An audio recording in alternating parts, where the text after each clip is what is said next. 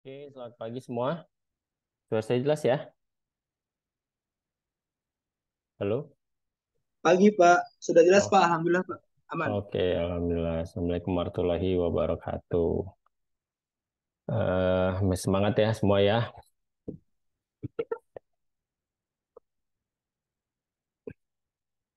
Wah, nih dia Zaki nih. Young Blood. Oke. Hari ini kita materinya tentang JavaScript nih di pertemuan 11. Nanti di pertemuan berikutnya saya ikut yang dari ini sih, dari RPS ya, karena kemarin di pertemuan 10 tuh terakhir di prolog ternyata. Jadi pertemuan 10 kemarin kita akhiri dengan membuat si ini ya, expert system. Udah cukup bagus-bagus, semua ada yang telat ya kayak yang ngumpulin. Oke, nah ini sekarang ke bawah ini lebih ke arah praktis sih sebetulnya ya. Jadi kita bikin satu project nanti di sini bisa dua orang lah ya.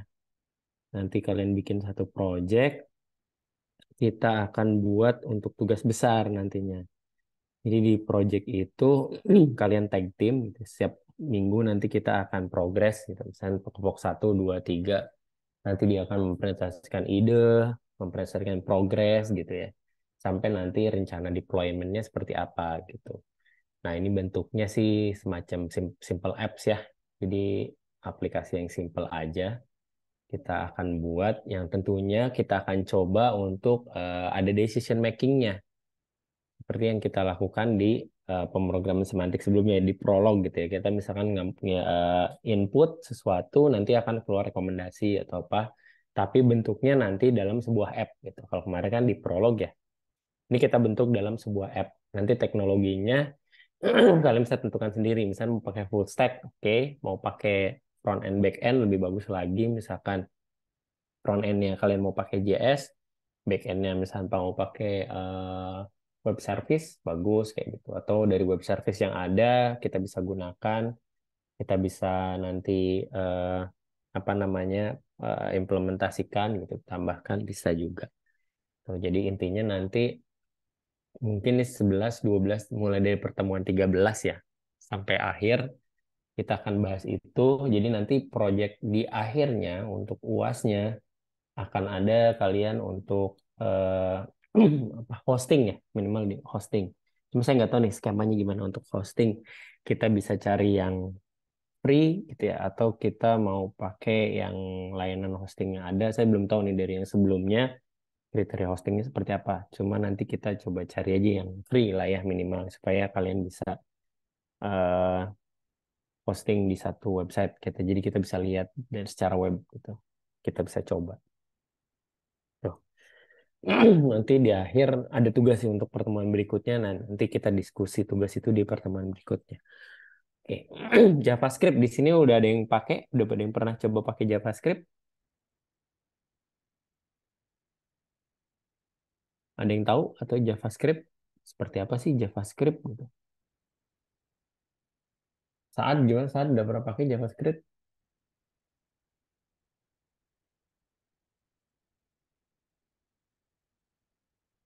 Halo, saat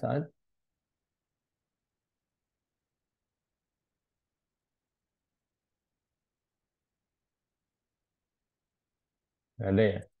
Sahrul gimana, Rul? Sahrul Faiz. Kita buatin.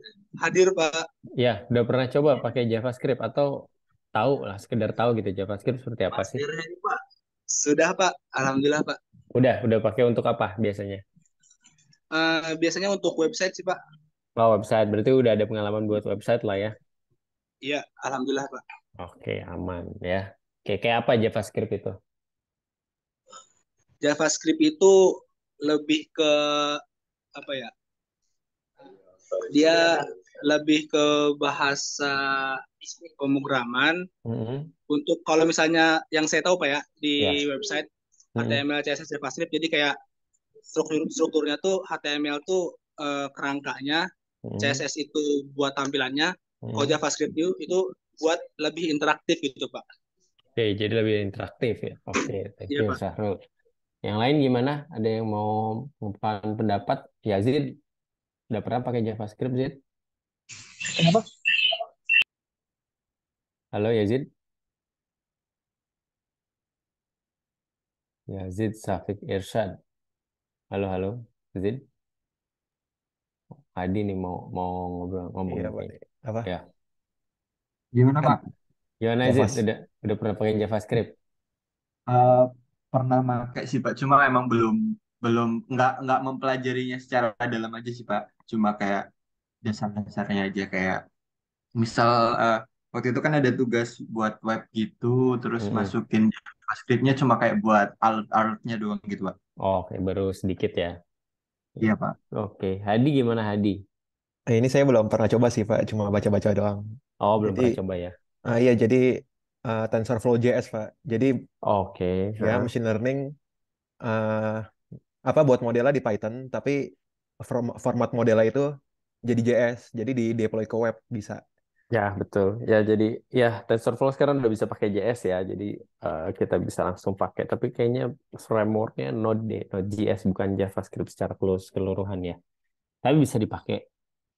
Oke, jadi lumayan banyak ya. Udah mulai familiar. Jadi kita akan ngulang aja berarti sebetulnya. Nah, ini sebetulnya dari Pak Ihsan nih slide-nya. Jadi saya langsung ambil aja. Dia di sebelumnya ya, di semester sebelumnya ngajar. Kayaknya beliau ini kaprodi ya. Atau kajur gitu. Tadi saya lihat. Oke, yang definisi dia scripting language.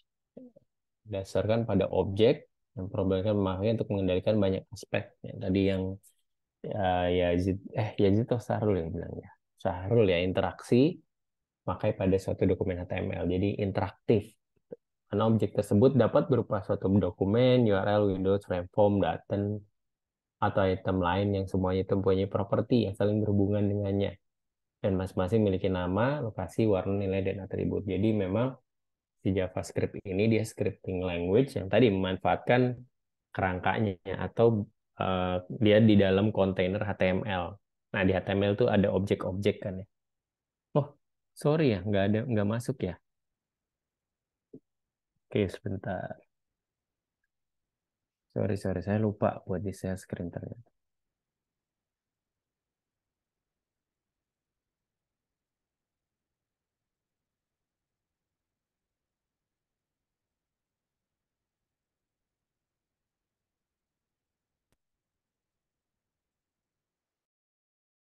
Oke,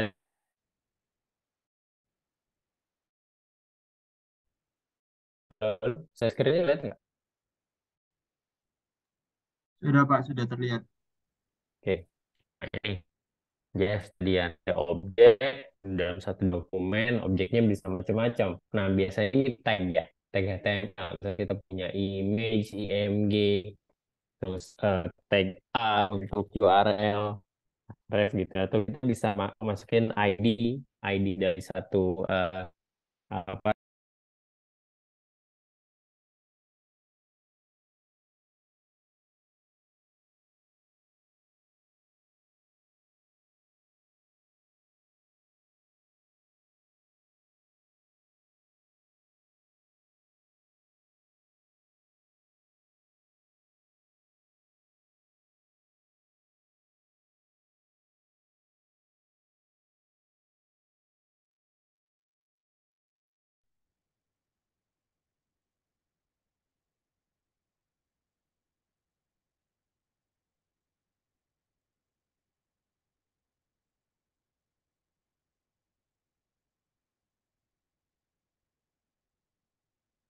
Halo, belum kelihatan ya? Sudah Pak. Aman ya harusnya. Oke. Nah, jadi si JavaScript ini adalah pemrograman client side scripting language. Artinya pemrogramannya itu adanya di client. Itu beda dengan server side ya.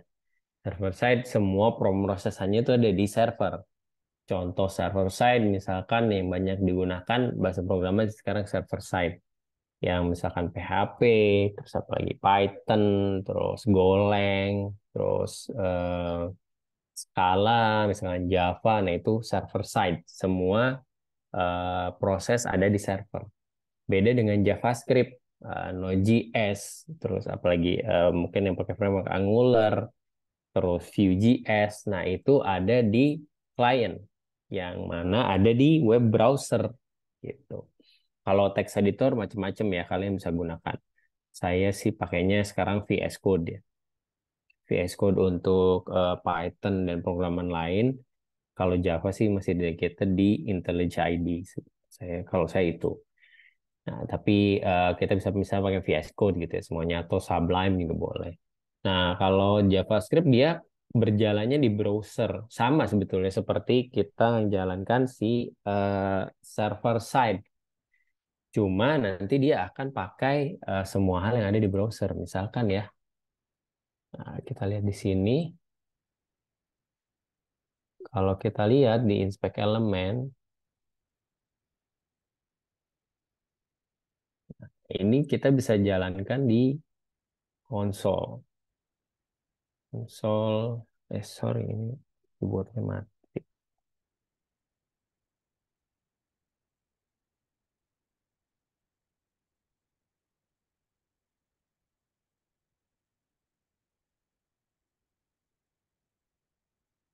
Console.log, halo. Nah, nih, halo. Atau kita mau buat alert.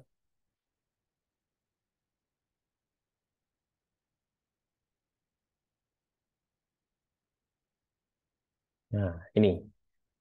Ini berjalannya di browser. Jadi semuanya di browser. Makanya kenapa kalau kita lihat website yang pakai JavaScript, kok dia loadingnya cepat gitu.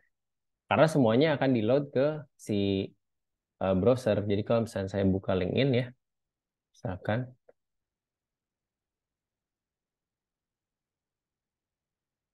nah ini loadnya juga harusnya dia pakai JavaScript. Nah, ini sebetulnya dia akan loading semua page, nanti dia akan tampilkan, nah interaksinya nanti di sini. Nah, kalau kita lihat di inspect elemen, di sini kita punya macam-macam. Di sini misalkan network, oh ini harus di restart baru dia masuk. Nah, di sini ada URL-nya apa aja yang digunakan.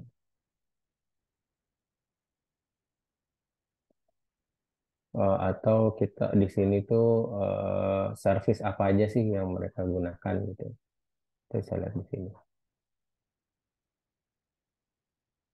Nah,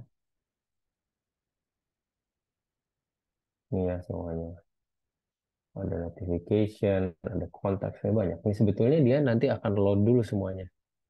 Nah, ini masih loading. Nah, ketika dia sudah semua ini, jadi selesai. Nah, kita bisa interaksi di sini. Jadi lebih cepat. Itu dan semuanya dibebankan ke browser sebetulnya. Kayak makan memori kita lah istilahnya ya, makan RAM kita di OS. Gitu. Nah, kita bisa lihat di sini. Oh, saya punya beberapa analyzer, jadi bisa lihat juga nih, kira dia pakai apa aja sih si teknologinya mana ya.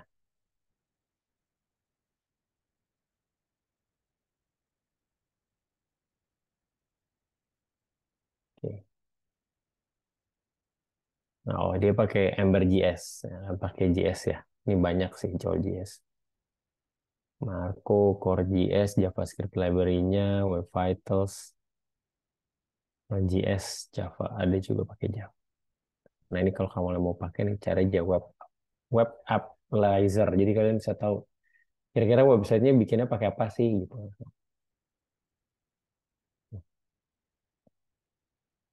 Tuh dia berjalan di browser ya, Firefox, Safari dan yang lain-lain. Oke. Nah, tadi ada yang bilang siapa ya? Saya agak lupa nih. Ya, kalau nggak salah tadi ya Yazid ya yang bilang ya. Dia pakai alert-alert kayak gini. Jadi secara umum dipakai menuliskan dalam tag script. Kita bisa selipkan gitu ya di tengah-tengah tag HTML. Contohnya dokumen write PLS pertemuan 11 materi JavaScript. Nah, nanti dia akan nampilkan ini si PLS11 materi JavaScript. Lalu misalkan kita punya dokumen get element by ID. Ini tag ya. Nah, misalkan kita coba aja di sini di ini dokumen get element.id. Misalkan kita punya ID-nya mana nih? Simon Sinek, dia pakainya Ember 140.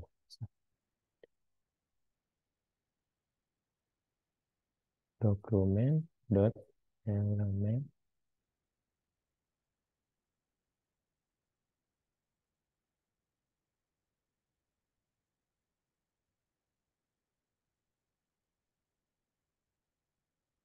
sorry, by ID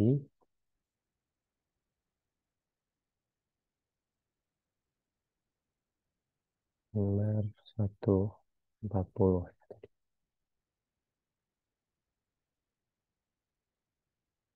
Eh, nah ini langsung dapat ya. Ember 140 adalah ini. Ini untuk mendapatkan satu tag HTML nih, dia ngambil ID-nya ini. Atau kita coba lah aja di sini by class berarti. By class bisa nggak by class? Class name. Oke, by class name kita punya Ember view. Banyak ya. Ini Ember view ini class name HTML collection-nya ada 301 yang kita dapatkan. Itu contohnya. Nah, ini untuk mendapatkan posisi mau di mana. Kalau ini dia langsung posisinya di bawah title. Kalau ini dia nulis ke demo. So, PID demo, dia akan masuk sini. Coba kita tulis aja di sini ya. Berarti elemen ID.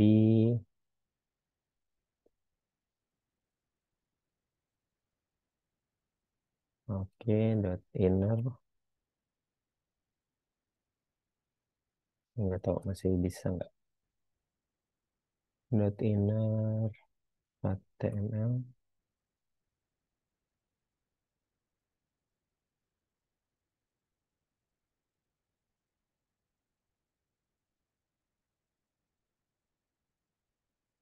Dia nggak masuk. Kayaknya udah nggak bisa ya. Elemen ID demo. Oke. Keluarnya cuma PLS 11. Harusnya dia akan ganti yang ada di sini sih. Itu. Contohnya seperti itu. Ini saya udah nggak terlalu update juga nih JavaScript. Jika yang eksternal JavaScript. Nah, tadi ini internal, artinya langsung dibuat inline. Nah, kalau eksternal ada include ya istilahnya. Kita bisa pakai script source. File eksternal JS, dia ambilnya dari eh, di dalam external JS ini ada alert PLS pertemuan 11 materi JavaScript itu. Sama aja. Kalau yang tadi itu kita harus tulis satu-satu dalam HTML. Kalau ini kita bisa dikeluarkan filenya, semua file JavaScript-nya nanti kita tulis di sini. Mau buat function dan lain-lain kita tulis di sini.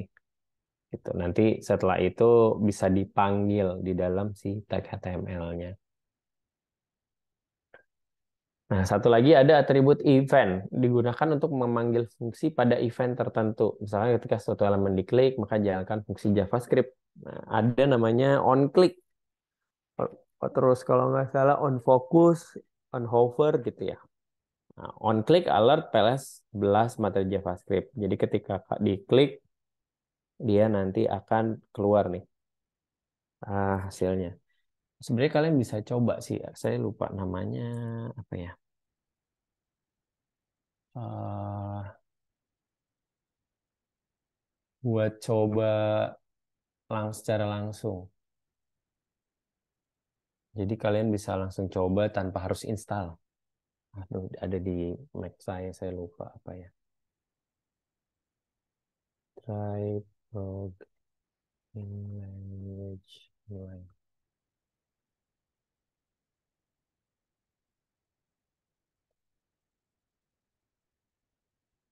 Coba Tioran apa?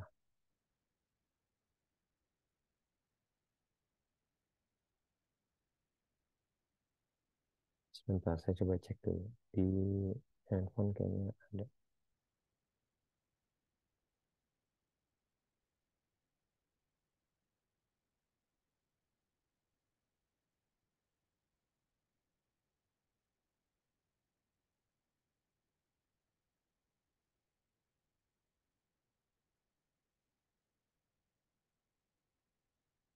Hmm, apa ya namanya? Ah, lupa saya. Jadi kita bisa nyoba tuh harusnya.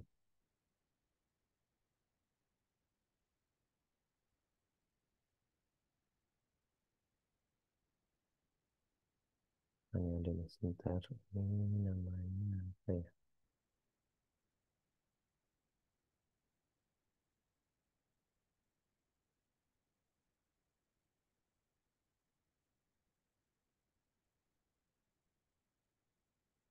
Wah, nggak ada ternyata. Oke, nanti saya kirimin deh. Kalau saya udah buka yang Mac, saya kebetulan lagi pakai Windows, makanya kameranya nggak bisa keluar. Ini kenapa? Oke, jadi kita lanjut ya. Nah, ini ada on click. Nah, ada beberapa event nih yang bisa digunakan. Ada on click, ini untuk mengklik tombol mouse, klik ya. Lalu on mouse over, kalau mouse-nya di hover gitu ya, melewati link. Ada event mouse over atau on submit. Nah, ini biasanya digunakan untuk memanggil fungsi ya. Itu fungsi yang kita ada, misalkan kita punya fungsi di server side gitu ya, manggil logiknya si PHP, logiknya Python gitu pakai on submit. Jadi ketika diklik dia akan kirim ke on submit. Nah, salah satu keunggulan pakainya si JavaScript ini dia menghindari adanya loading ini ya, apa namanya, loading page secara terus-menerus gitu. Karena loadingnya bisa secara parsial kalau JavaScript. Jadi seolah-olah kita nggak akan diarahkan ke halaman yang lain, akan main di satu halaman itu. Nah, yang nanti akan bekerja untuk menampilkan update itu dari JavaScript-nya. Itu sama dengan misalnya kita pakai konsep front end gitu ya. Kita pakai si Vue.js, kita pakai misalkan React, kita pakai Angular gitu, kayak gitu. Jadi yang bekerja untuk memanggil semua si fungsi-fungsi yang kita gunakan di secara backend itu adalah nanti si JavaScript-nya. Function merupakan suatu cara yang dapat digunakan untuk menyatukan beberapa perintah. Ada yang tanpa parameter, ada dengan parameter. Artinya tanpa parameter itu langsung dipanggil aja gitu ya. Nggak ada kita mengirim parameter. Kalau dengan parameter ya kita kirimkan. Misalkan mau ngeload page kedua, oh berarti yang akan dikirim page keduanya itu ke back end-nya. Oke gitu. Nah, ini contohnya. Misal kita mau buat satu fungsi untuk menampilkan teks.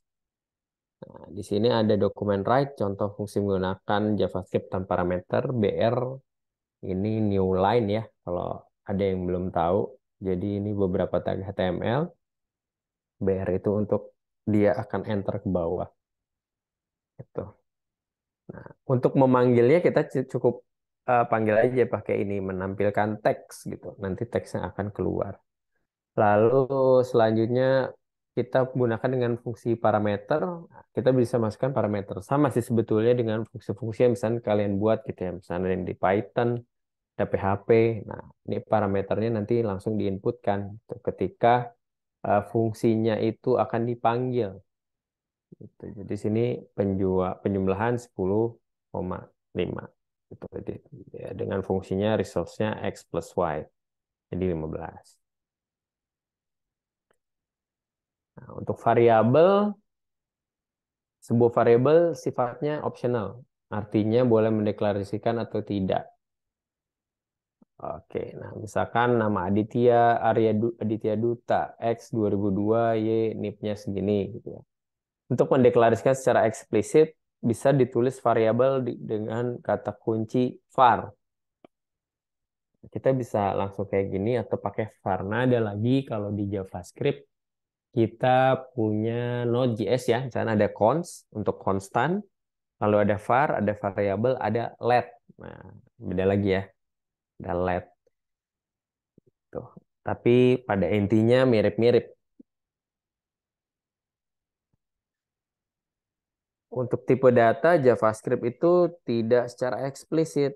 Artinya kita bisa eh, dia nggak mengenali tipe data tertentu dan tidak restricted ya. Kayak misalkan Java. Ada yang pernah pakai Java di sini? Atau Golang? Nah, variabelnya itu harus kita deklarasikan. Misalkan kita deklarasikan sebagai string, ya berarti inputnya string. Misalkan balikannya kita mau deklarasikan sebagai integer dan inputannya string, berarti dia balikannya akan integer. Gitu. Tapi kalau ini dia langsung deteksi variabelnya apa aja. Jadi langsung dimasukin aja. Untuk string ya bisa misalnya pakai var universitas sama dengan ITTS gitu ya. Tapi kalau misalkan kita pakai Golang, misalkan kita harus pakai var string Golang, var string gitu atau kita bisa langsung deklarasikan untuk tipe datanya nanti si Golang yang akan memikirkan. Tapi untuk Java specific language seperti dan misalkan sama kayak Scala ya sebetulnya Java itu kita harus input juga tipe data yang mau digunakan apa gitu. Misalkan public bolehan, private bolehan, atau kita mau pakai eh, string, mau pakai integer, mau pakai big integer dan lain-lain. Kalau di sini tidak secara eksplisit, artinya tidak perlu dituliskan gitu ya. Misalkan string variabel universitas bentuknya string sama dengan ITTS gitu. Enggak. Untuk operator dia sama ya, pada intinya punya biner, operator aritmetik, dan pemberian nilai. Ya, ini sama dengan yang lain lah. Ada modulus, ada bit and, ada bit or. Ada dikalikan dengan. Ini beberapa tabelnya ya untuk pemberian nilai. Operator pembandingan sama juga. Ada sama dengan, tidak sama dengan, lebih besar, lebih kecil, lebih besar sama dengan, lebih kecil atau sama dengan. Lalu kita punya operator and, operator or, ada operator logika atau not. Ini sama ya dengan semua bahasa programan yang bisa digunakan. Nah, itu untuk JavaScript. Kira-kira ada pertanyaan nggak?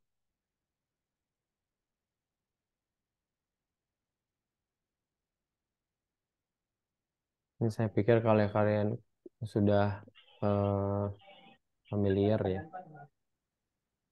Ya gimana, Sarul? Jadi ini Pak, saya ingin menanyakan tentang JavaScript yang Hmm? E5 sama E6 itu Pak. ES5 dan ES6. Oke. Itu sebenarnya standar untuk penulisan coding ya. Gimana, Sarul? Suara kurang jelas ya. Bentar Pak, saya pakai HP teman saya Pak. Oke.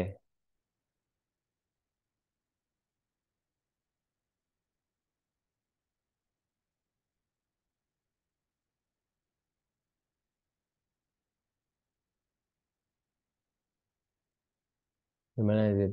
Halo, halo. Atau yang lain?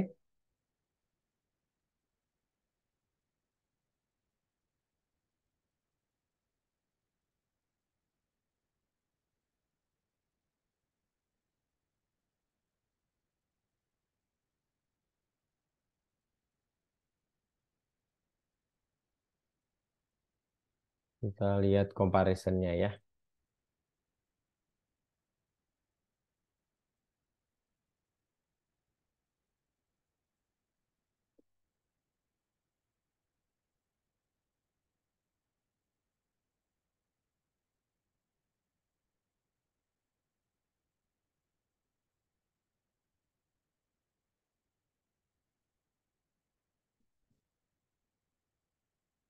Oke, jadi sebetulnya itu versi ya. JavaScript S5, S6 itu. Kayak misalkan kita pakai Laravel, mungkin ada di sini pakai Laravel versi 8, versi 9 gitu ya. Nah, ini versi. Cuma sekarang kita udah bisa pakai gunakan yang IS6 sebetulnya secara default ya. IS6, contoh-contoh perbedaannya bisa dilihat di sini sih ya. Ada primitive data type, string, number, boolean, null, and undefined. Ini yang tadi itu S5. S6 ada addition, introduce new primitive data symbol for seperti unique value. Lalu there are two ways define variable that are let and const. Nah, untuk di S5 kita cuma bisa pakai var. Tapi di S6 kita udah bisa pakai let dan const yang tadi saya bilang ya. Itu object manipulation. Tapi intinya sih kalau kalian dari S5 ke S6 yang harus diperhatikan ini sih. Karena kalian akan banyak pakai nih. Let dan const. Const itu untuk konstanta. Lalu let itu kalau nggak salah untuk scope variable. Bukan yang global variable. Nah, scope sama global variable artinya kalau global variable di satu script kita bisa pakai si variable itu secara berulang dan harusnya dia nggak terbatas di scope atau blok variabel ya. Misalnya kita punya if atau else, kita masih bisa pakai yang var. Tapi kalau let, dia bentuknya di scope bloknya. Jadi nggak akan bisa dipakai misalkan di satu script kita pakai di luar if else. Nah, itu nggak bisa. Gitu. Yang kelihatan sih ini ya perbedaannya. IS5 dan IS6.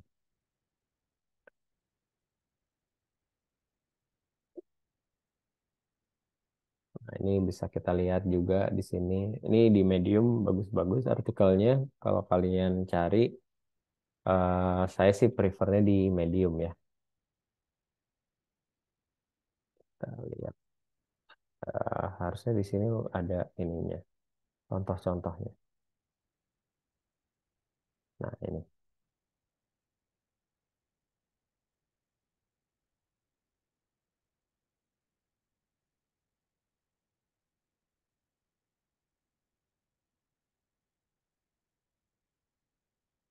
Nah, ada namanya simbol di S6. Lalu di sini ada define variable. Nah, ya. String animal. Nah, ini function scope. Jadi di satu fungsi bisa digunakan semuanya. Kalau di S6 kita bisa pakai let. Let ini untuk block scope. Lalu kita bisa pakai konstan yang nggak bisa diubah static word-nya. Nah, terkait object manipulation juga sama ya. Ini dia pakai harus pakai map nih untuk objek, tapi kalau di S6 untuk variabel kita bisa langsung masukin aja nih. Ini sekalian variabel dan value berarti di sini ya. Merging object, nah, kita pakai objek assign. Di sini kita bisa langsung gunakan pakai titik-titik-titik. Destructuring juga. Pakai arrow function. Ada namanya arrow function. Ini sebenarnya penyederhanaan aja sih. Atau kalau di Python, mungkin tadi Hedi pakai Python, ada fungsi lambda ya. Nah, dengar ya, lambda function. Iya Pak, lambda. Ya, itu sama kayak di si arrow functionnya di JS. Betul. Ini kalian bisa coba baca lebih lanjut ya. Saya kirim di Telegram deh.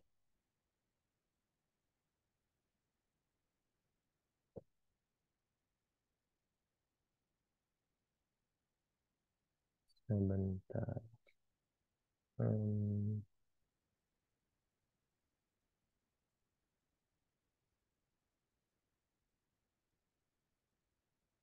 Oke, ada lagi?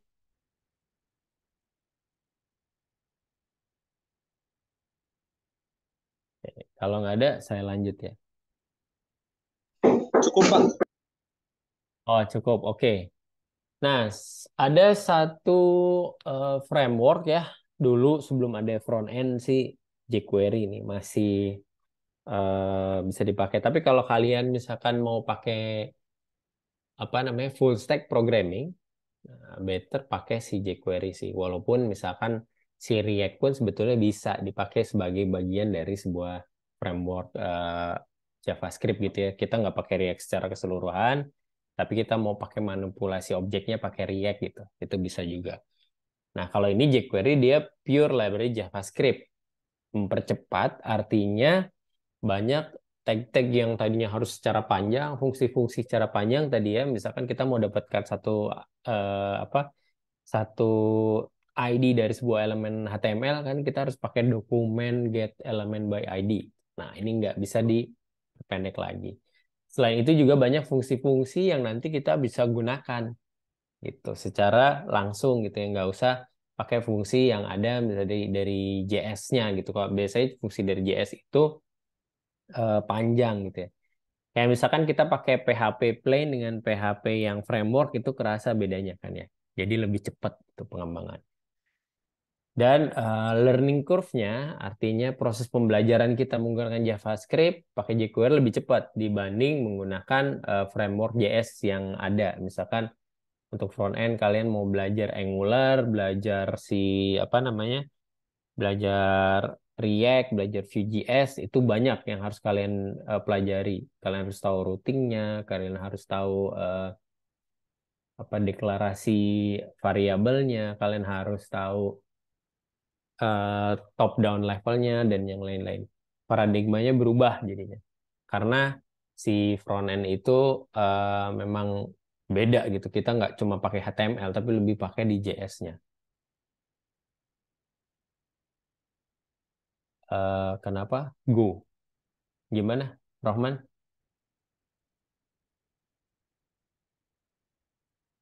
Halo, halo. Abdul Rohman, gimana? Maksudnya apa? Kalau pakai Go tuh, mungkin bisa diperjelas untuk pertanyaannya. Kalau pakai Go tuh, saya masih nggak nangkep nih pertanyaannya apa. Oke, sambil saya lanjut ya. Terus juga banyak animasi misalkan ya. Nah, kita mau ketika digla atau di hover jadi eh, tulisannya jadi besar, jadi kecil, langsung jadi garis miring dan lain-lain ini bisa pakai jQuery lebih cepat. Iya, oke. Maksudnya pakai Golengnya untuk apa? Gitu. Coba kalau bisa diaktifin mic-nya, diaktifin aja supaya lebih jelas ke pertanyaannya. Saya masih belum nangkap soal pertanyaannya. Nathan, oh iya betul, pakai Replit. Nah ya betul. Nah ini saya lupa. Oke, kalau Golang itu sebenarnya khusus untuk back end ya, untuk front end-nya dia juga pakainya nanti di ini, di JS sebetulnya. Golang script hacker ya banyak karena lebih cepet ya untuk digoleng. Karena kalau kita pakai Python, Python lebih banyak lagi sebetulnya untuk script kiddie seperti itu. Tapi kalau mau lebih cepat digoleng, ya pakai Replit. Ah, itu dia. Thank you, Nathan. Saya lupa soalnya ini saya jarang buka yang Windows, nggak saya simpan. Nah, di sini. Betul. Nah, kalian bisa coba di sini di Replit. Tuh. Golang ya. Ya gitu, Golang bisa digunakan tapi untuk back end. Tuh, untuk front end, Golang tetap pakai JavaScript juga atau pakai HTML. Saya gitu. Lanjut lagi ya. Nah, keunggulannya ini ya, program pencarian, menyelesaikan manipulasi elemen DOM, DOM JavaScript. Nah, coba kita lihat DOM.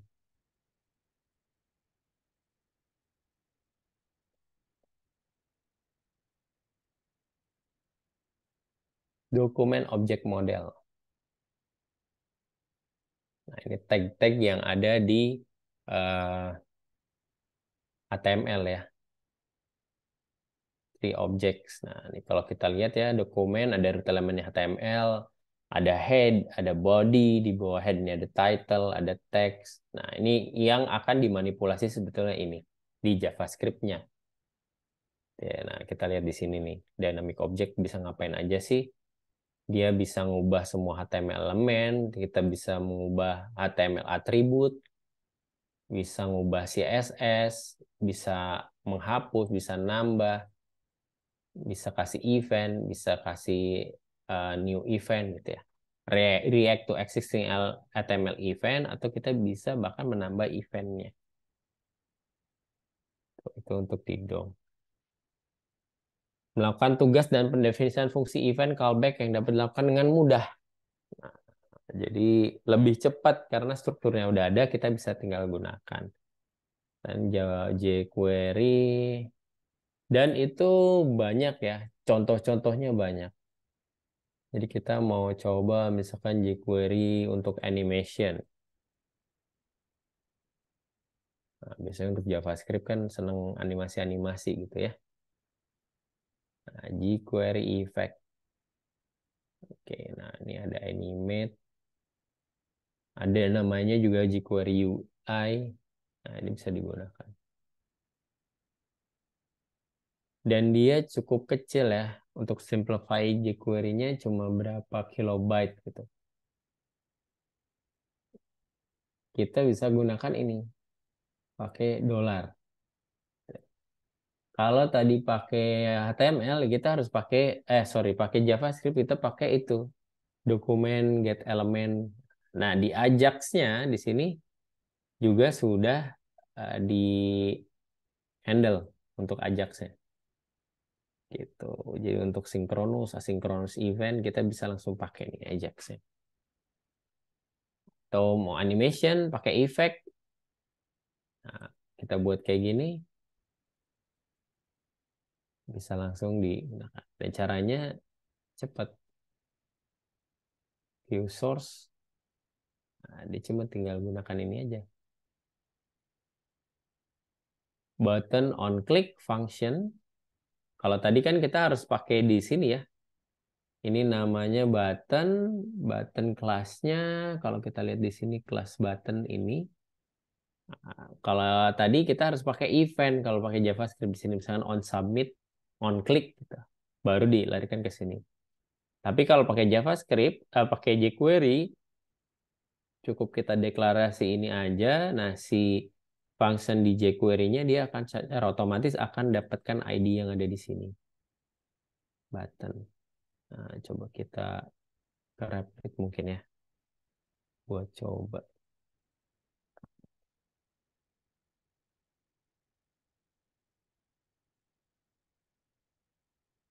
Saya udah ada beberapa kayaknya.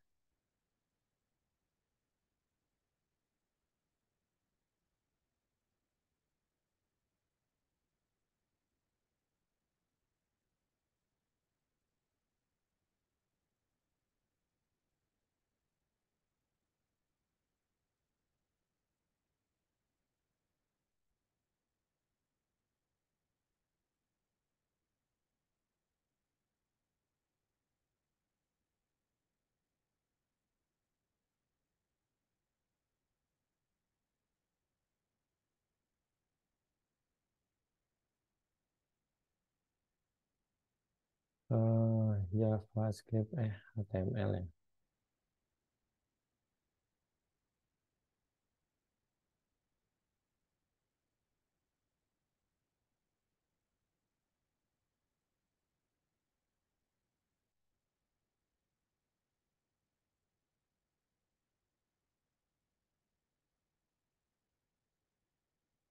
Sore ini internetnya lagi agak lambat nih kayaknya. Oke, sambil lanjut ya. Nanti kita akan ke situ lagi. Ya, penulisan fungsi dan kode pada jQuery singkat dan jelas yang tadi saya kasih lihat ya. Jadi langsung gitu, lebih jelas. Oke. Nah, ini kelebihan meningkatkan efektivitas dan programan. White less do more. Library JavaScript paling populer, paling banyak ya. Animasi tadi kita udah lihat, gampang digunakan. Kekurangannya versi kompatibilitasnya. Nah, ini kadang-kadang bermasalah juga. Kita coba lihat tutorial, ternyata udah nggak bisa dipakai gitu karena versi JavaScript-nya, versi jQuery-nya udah terlalu jauh. Nah, ada fitur lightweight interface yang mungkin saya menimbulkan sebuah permasalahan di kemudian hari. Minim jQuery minimal sih sebetulnya ya, bukan lightweight-nya di situ. Nah, di minimal itu kadang-kadang ada beberapa fungsi yang tidak didukung, gitu. Nah, kita harus tambahkan secara manual. Nah, ini coba kita lihat run.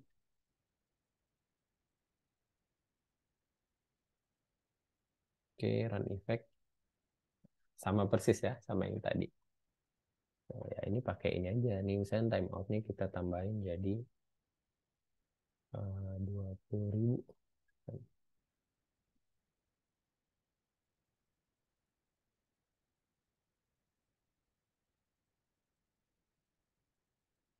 Atau menjadi 5.000.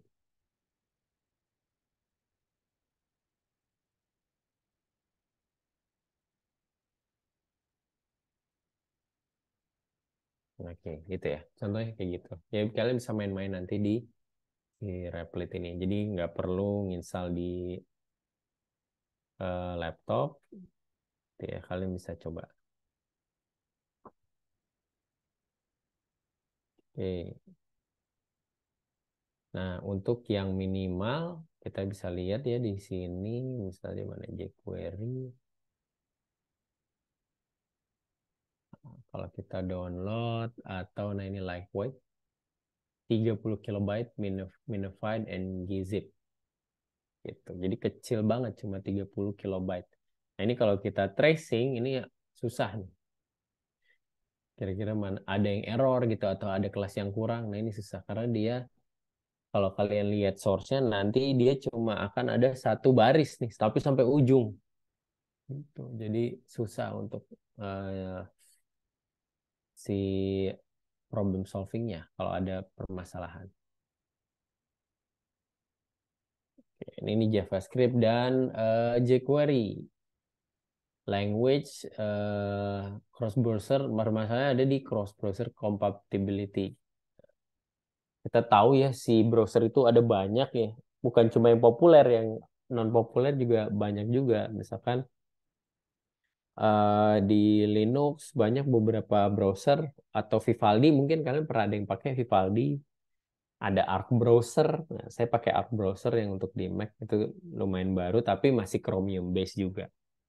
Yang agak bingung, yang agak sulit mungkin nanti ada di Firefox base ya. Karena banyak banget pengembangannya. Dan itu harus cross browser compatibility. Artinya di semua browser harus sama gitu. Baik secara tampilan atau secara fungsional. Ini contohnya ya. Tadi yang saya sempat bilang di awal, kalau di JavaScript kita harus tulis dokumen get element by ID. Nah, demo. Sementara untuk di jQuery ya udah langsung aja. Kita ID-nya apa? Demo. ID itu berarti pakainya tanda pagar. Demo HTML. Kalau kita mau kelas, di sini kan dokumen get element by class name tadi ya. Kalau di sini tinggal pakai titik aja, titik demo. Nah, itu udah menggambarkan kalau kita akan ngambil elemen kelas demo. Tuh. Oke, nah ini ada tugas untuk di minggu depan. Nah, kalian silahkan buat kelompok lagi ya. Ada 4 kelompok, berarti kita bagi berapa ya? 1, 2, 3, 4, 5, 6, 7, 8, 9, 10. Ada 11. Berarti kalau 10 aja 2, ada 3 lah ya. Satu orang, kalau 3 kelompok nyisa 1 orang. Jadi ada yang satu kelompok 3 orang ya harusnya.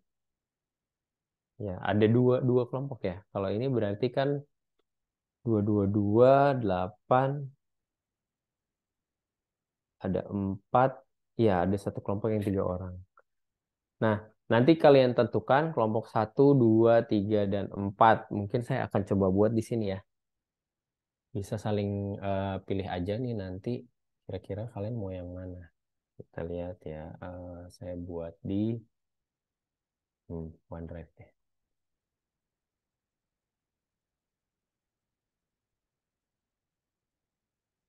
Ini nanti untuk bahan diskusi kita di minggu depan ya. Jadi nanti minggu depan kita akan diskusikan yang ini.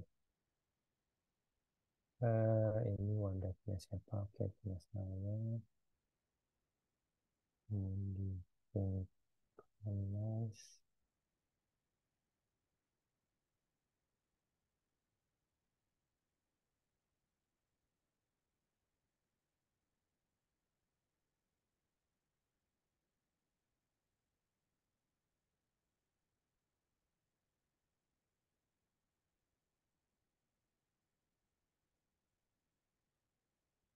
Oke, lalu kita tambah workbook.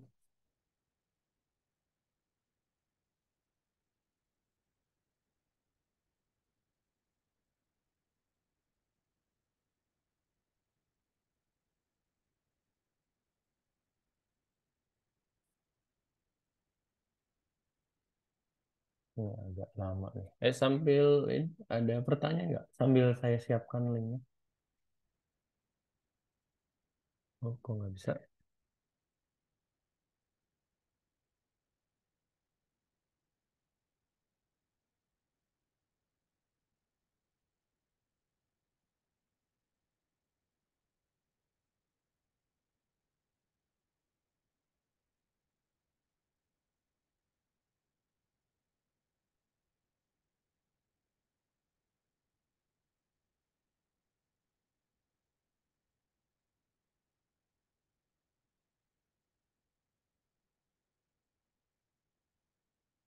Ini apa nih, internetnya lagi jelek banget ini. Saya bisa nih. Ini harus dimatiin mungkin.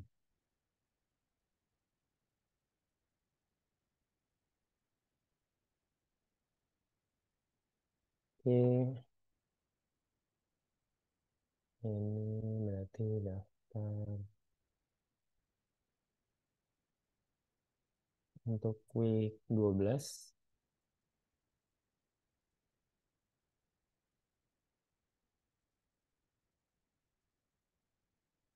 Nama, dan ini. Ini berarti kalau tema ya.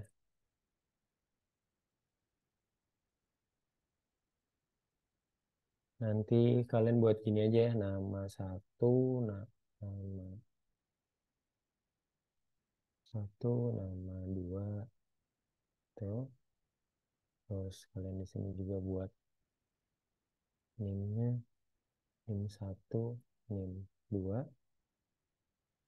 Oke, ini temanya misalkan tema satu. Nah, ini saya punya beberapa tema tadi. Di sini ada arsitektur Angular JS, arsitektur Angular JS. Lalu kita punya kelebihan dan kekurangan mungkin ya. JS.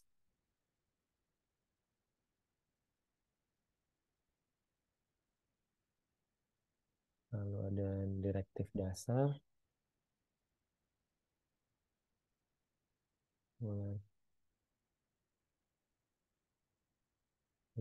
service dan fitur Angular JS.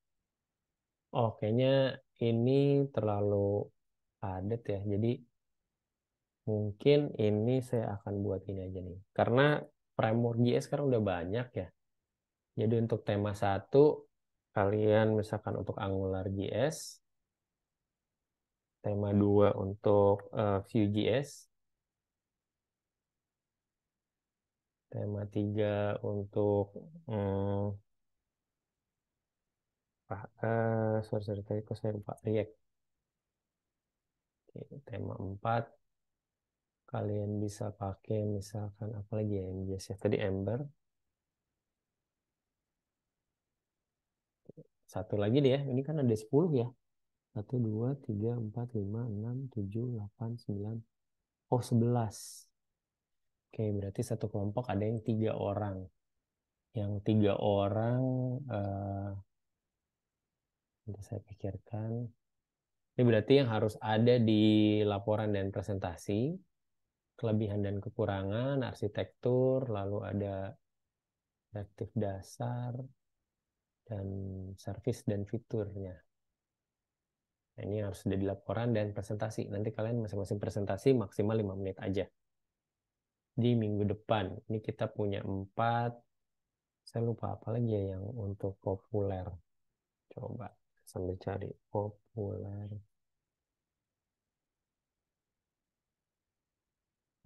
Front end frameworks.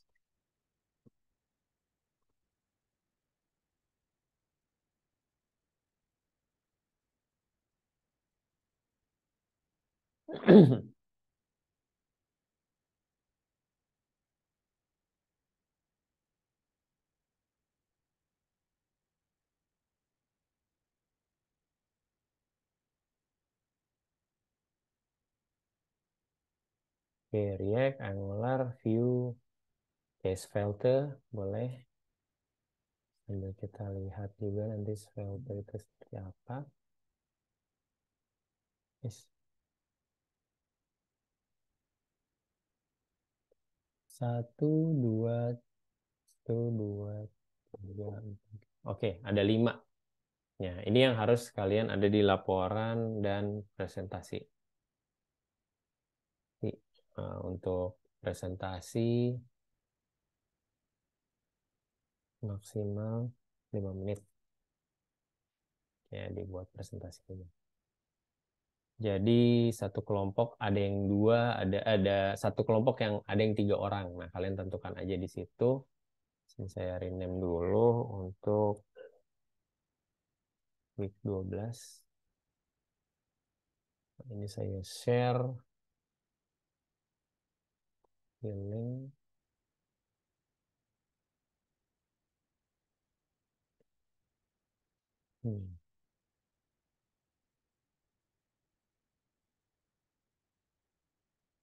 Oke, ini saya kirim di grup.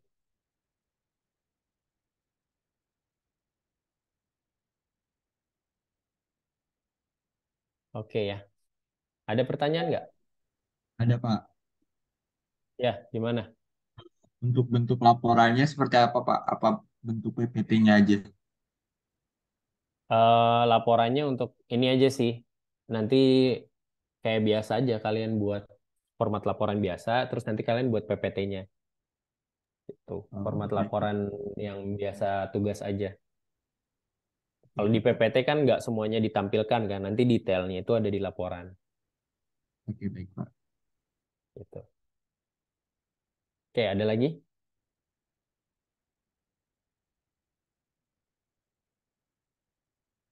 Nanti ini diisi ya. Deadline-nya saya biar bisa meriksa nanti di hari Minggu aja lah ya. Atau Senin deh, boleh deh. Senin pagi. Saya nggak tahu nih, minggu depan tuh belum libur kan ya?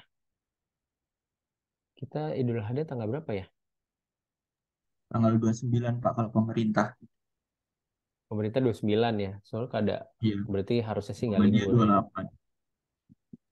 Harusnya sih nggak Aman kena Pak, libur ya kita 27. Aman ya? aman. Oke, tanggal 26 aja berarti. 26 Juni 2023 pukul 08.00. Nah, ini deadline-nya. Oke, nanti ini diisi ya. Namanya dan NIM-nya. Oke, ada pertanyaan? Kalau nggak ada pertanyaan, saya cukup sampai di sini nih. Kita ambil screenshot dulu untuk evidence, tapi saya nggak bisa buka kamera nih. Nggak ada pertanyaan? Aman Pak. Oke, oke. Silahkan open cam. Saya mau screenshot dulu.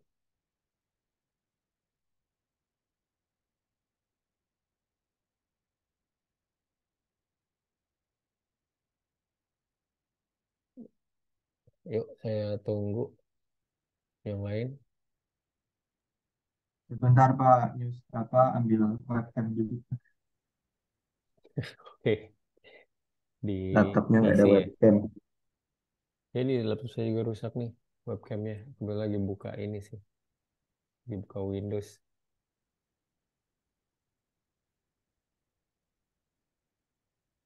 Wah, Sarul berdua nih. Kosan sama siapa, Rul? Sama Rehan Pak. Oh, sama Rehan.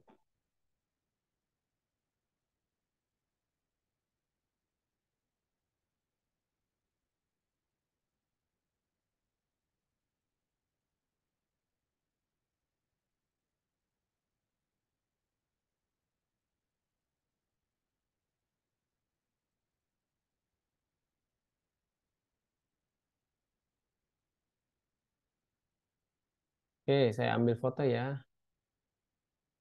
1, 2, 3. Lagi.